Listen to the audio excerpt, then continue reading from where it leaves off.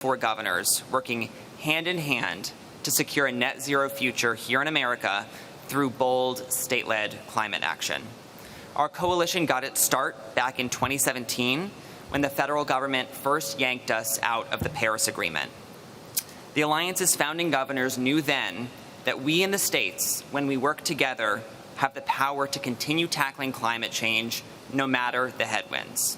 We were quite literally built for moments like this. And more than 8 years later, I'm really proud to say that the state of climate action in the states remains strong. All across our coalition, governors are continuing to lead with ambitious policies, programs, and investments. Now, this group already had a chance this morning to huddle with one another, but we wanted to take a moment to share with you how we're strengthening our ties, how we're protecting our progress, and yes, how we're pressing forward. In the room today are top state officials from Arizona, California, Maryland, Massachusetts, Maine, New Jersey, North Carolina, Washington, and Wisconsin. And sitting next to me are 2 governors who are on the forefront of our climate work as members of the Alliance's leadership team, New York Governor Kathy Hochul and Delaware Governor Matt Meyer. And I'm going to start by introducing someone who you all know well, someone who's led the charge for us at Climate Week for 4 years running. She's been a stalwart champion for clean energy and lower costs, and she continues to set the pace for the rest of the country. And as part of her remarks, she's going to be sharing a very special announcement on behalf of the Alliance. Governor Hochul. Thank you, Casey, and thank you all who are joining us here today representing this coalition of forward-thinking representatives from 24 states that banded together really to show the world that despite what occurs in Washington, going back to 2017, we can still band together and have a profound impact. And that was really the birth of the Climate Alliance, which I would submit today in this era is more important now than ever before because the attacks are more incessant. And I would also say that reflecting on what happened yesterday when our president called the climate crisis the greatest con job ever perpetrated on the world before the UN General Assembly, what we do is we gather and we become even more dug in our commitment to lead the rest of our country despite the absence of leadership from Washington. So there was a con job, but from a con man. And I also would say that he made some reference to we need to let us work together to build a bright, beautiful planet. So say what you will, we will do our work and we will build that bright, beautiful planet because we are committed. So let's hold him to that. And so now this group working in collaboration is urgently needed. Our democracy depends on this collaboration. No one individual state has the influence to have a real impact on what is happening with emissions in our climate, but banded together, the strength of one is what's making the difference. So we are proving, the Climate Alliance states are proving you can cut emissions and grow the economy at the same time, which is what naysayers were certain was not possible. And a year ago, the Climate Alliance announced a commitment to train 1 million new apprentices across its states and territories by 2035. We are holding to that commitment. We're doing our part in New York. But also today we are really proud to announce that we have achieved a 24% reduction in emissions for our 24 member states. That is ahead of schedule. It achieves the goals that we had set out back in measuring ourselves back to 2005, a long time ago. This was set forth a few years ago. But to be able to achieve this goal of a 24% reduction at a time when the numbers were escalating to go down 24%, clearly within a range of hitting the target, which was set for 2025, which is 26%. These are 2023 numbers. So I have no doubt in my mind that when we look at the 2025 numbers, we will have more than exceeded our goal of 26%. So that is enormous. So we should be proud of that and celebrate that and talk about that back in our home states to know that what they've set out to do was achievable, and we're going to continue building on that success. So first of all, we build on the momentum. Secondly, we'll innovate new methods of going forward, and then really have to spend way too much energy fighting back the damaging policies out of Washington. This has certainly been a growth year for our lawyers. Can't tell you how many cases that we're involved with to push back on the Trump administration, but certainly anything related to climate, we'll continue to devote the resources to do what is necessary. So let me just give a snapshot of what we're doing here in New York while the federal government refuses to protect us. We will continue to build a healthy and safe future for our people and our planet. And this year, I announced the Sustainable Future Program, which is the largest single climate investment in New York history. A $1 billion commitment for decarbonization, clean energy, and climate resilience. We're putting that money to work in every part of people's lives. At least $50 million will go to Empower Plus to help families transition, building heat pumps and making their homes more energy efficient to help reduce their costs as well as their consumption. To date, we've already had 5,700 home upgrades and saved millions of dollars for our families and energy costs. We'll put another $50 million to our Clean Green Schools program to make our public schools healthier and more efficient. And for our state university system, we're investing $200 million to help our publicly owned building phase out off of fossil fuels, and $150 million for our Green Small Buildings program to help upgrade housing as well. So we also want to focus on emission-free buses, $250 million for that. Vehicle charging stations, expanding our infrastructure at workplaces and apartment buildings, as well as securing another $200 million to accelerate multiple renewable energy projects. So that's what we do with $1 billion in New York. And we're committed to this. And it was bold, and it was had a big price tag, but the price tag for doing nothing is even greater, in our opinion. So this was an investment well worth making. And we're also thinking about how to bolster our energy supplies overall. And we are committed to being very ambitious. And on June 23rd this year, I directed our power authority for the state to plan the first advanced nuclear plant in a generation. And I'm going to continue that we have access to our Solar for All program, as well as, meanwhile, in 2027, we're on the cusp of bringing in 20% of New York City will be powered by hydroelectric power brought down by Champlain Power Express that I announced during my first Climate Week when I was a brand new, unexpected governor back in 2021. So this is something I committed to do, and we're almost done, and this is going to be extraordinary. And again, weaning ourselves off the fossil fuels.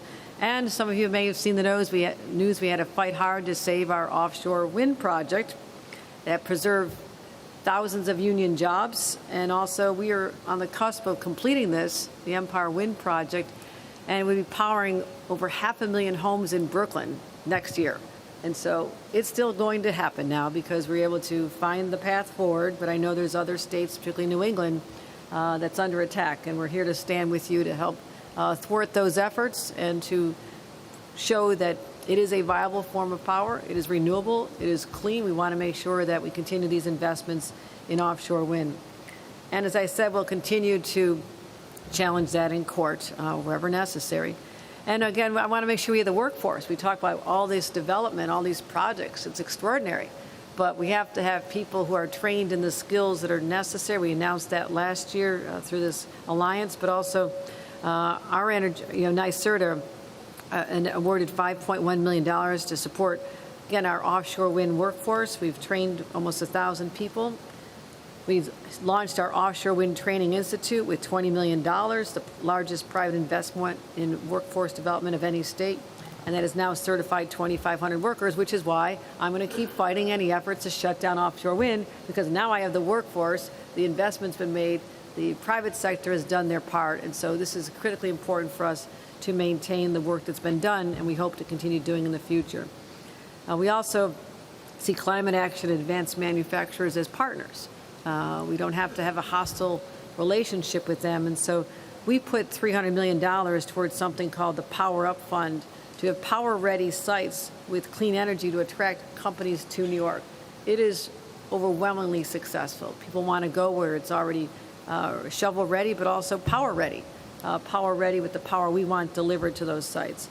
And we are holding our polluters accountable for their grievous mistakes of the past. It's something I'm well familiar with, having grown up within line of sight of the Bethlehem steel plant in Buffalo. And as a child, I thought the skies were supposed to be orange because that's all I saw was the smoke billowing out of the smokestacks there. And the Lake Erie, one of the great freshwater lakes in the world, absolutely polluted. The dead fish everywhere on the beach because they were being killed by the discharges from the plant into the water on a daily basis. So that's where I grew up. So I'm from birth an environmentalist. And so in 2024, I signed the Climate Change Superfund Act, shifting the burden of paying for climate change mitigation off of New Yorkers to the fossil companies themselves. I know only one other state, I believe Vermont, has done that as well. So, of course, it's being attacked in court, but what's new? Every time we try to do something ambitious or to stop something bad, it ends up in the courts. And back in 2022, I announced that we had a $4.2 billion environmental bond act to help protect our natural resources. And so I just want to say we're doing all this, but we cannot lose sight of the fact that affordability is critically important. I don't think that was part of the conversation as much as it should have been in the past. It is now front and center on people's minds as the costs of tariffs are being felt. The inflation is not abating despite the promise that prices were all going to go down on day one, as would utility prices. So we're still waiting for those commitments. But we're continuing our programs to help people with credits, helping pay their bills, and with the Inflation Reduction Act rebates, which make energy rebates more accessible. So I just want to say this. We just refuse to be derailed by this. And we just must hold firm and continue creative ways, as we've done, to protect the environment individually. I encourage others to look at our success with congestion pricing as well. We're the only state in the nation, the only city in the nation that has undertaken it. We can certainly have the opportunity to explain how it all works. But as much as you want to complain about the traffic this week, it would have been worse.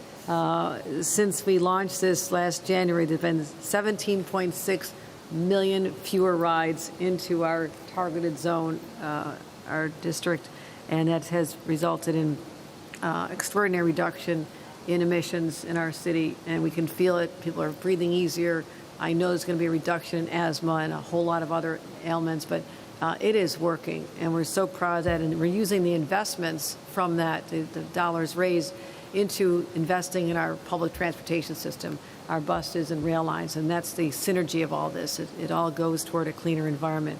And we're also fighting alongside this California Defend the Clean Air Waiver Act. We're focusing on that. And we're joining other states with the Affordable Clean Cars Coalition, advancing environmentally friendly cars. So lots going on.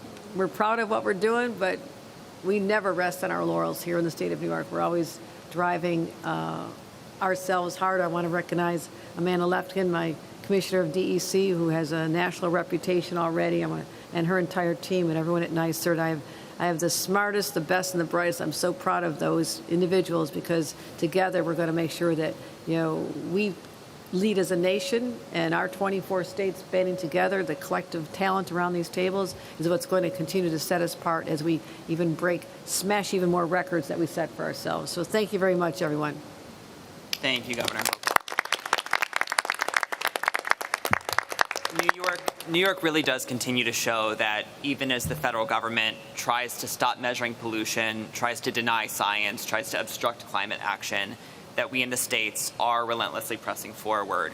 And the new pollution reduction figures that Governor Hochul mentioned are a demonstration that when we come together and set big goals and take big action, we build healthier communities and a stronger economy. And that's exactly what the other governor next to me is doing as well. He is one of our coalition's newest members, but he sure has hit the ground running. He joined the Alliance's leadership team less than 6 months after taking office, and he's already set big goals for Delaware, including strengthening resilience against climate impacts and achieving net zero emissions for state government operations by 2030. Governor Meyer.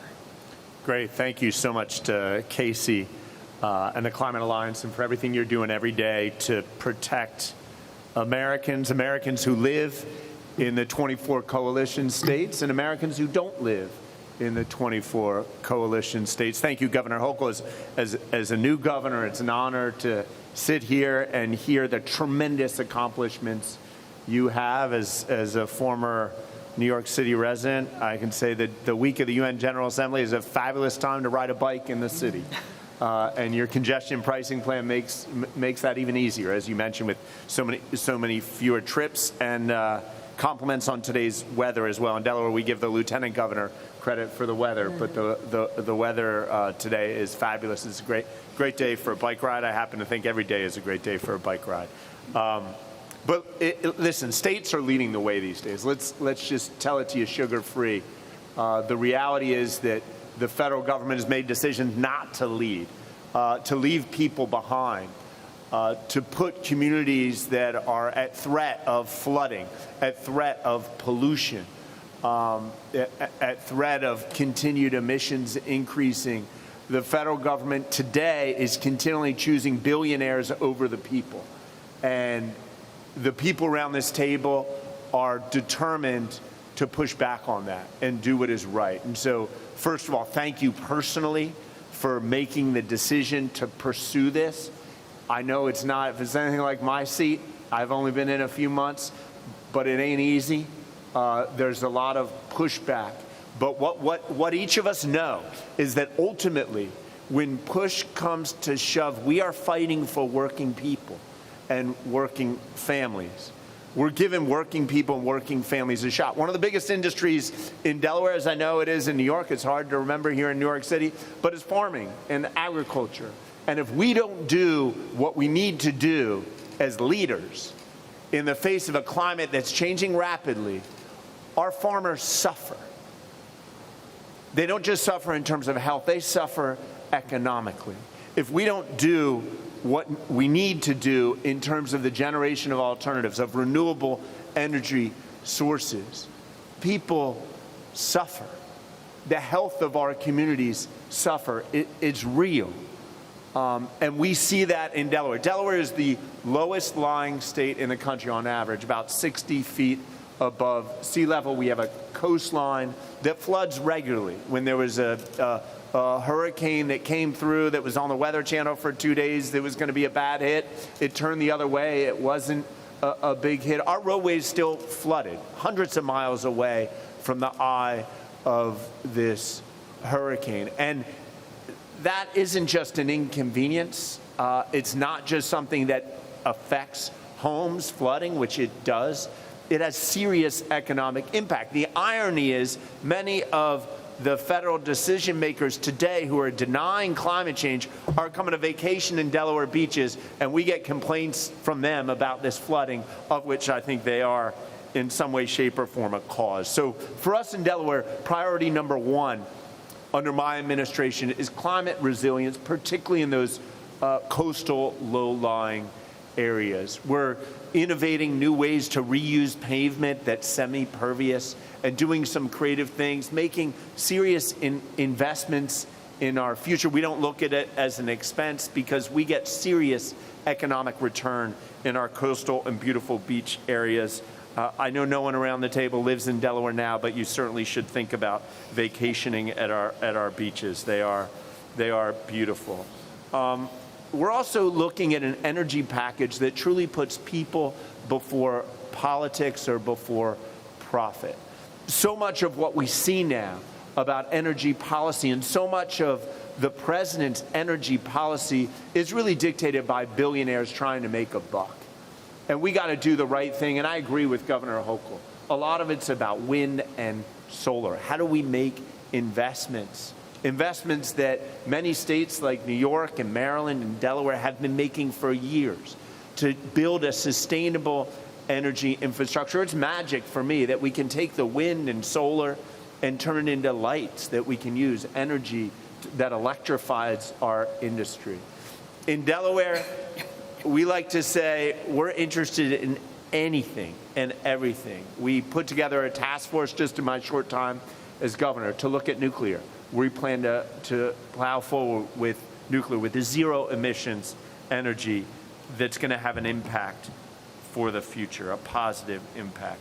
We recently were rated #1 in EV infrastructure. We still may not be the most popular to say now. I'm still a fan of electric vehicles. I think no emissions vehicles have a significant place in our future. You mentioned clean cars, Governor Hochul, and it's absolutely essential when we look at transportation infrastructure, we make sure we are making the investments, not just in the vehicles, not just giving Americans incentives to purchase vehicles that are better for our environment and better for a climate future, but also looking at roadways and making sure that they're safe for people like me who bike to work sometimes. So in closing, let me just say this. At a time when our federal government is choosing not to lead, is choosing profits over people, it is inspiring for me as one of 24 governors in this alliance to sit with all of you to say, no, people really matter, and we're going to make the hard decisions and the hard investments